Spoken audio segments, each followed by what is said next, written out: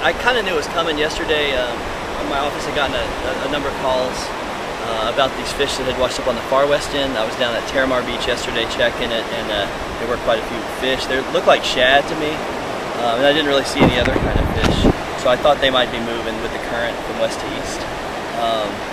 So there's, obviously a lot of fish here, and then as I went in town, there's very few. On the seawall, there's a number of them, washed against the jetty.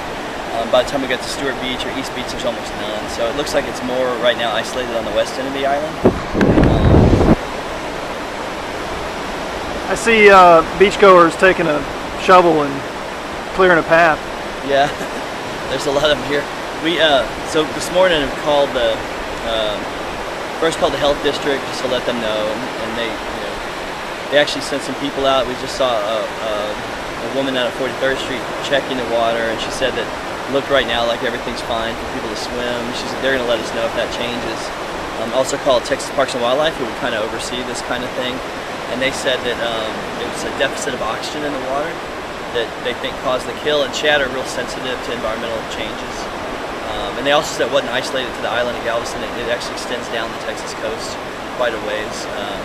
So we're thinking that this is sort of something to do with something that made the level of oxygen in the water drop, and that caused all these fish to die and then wash in. But fortunately, up to this point, we've only seen this one kind of fish.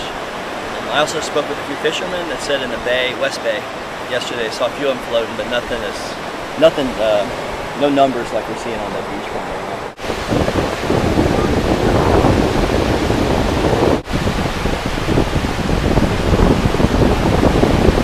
It extends pretty much like you're seeing here at Bermuda Beach, the whole west end. So that's about 18 miles or so with this sort of density. So we're talking probably about a few 100,000 fish. And then inland, it's, Stewart Beach, you look and there's maybe, you walk between one lifeguard tower to another, 75 yards or so, there's probably 15 or 20 of them in that whole space, so it's very few.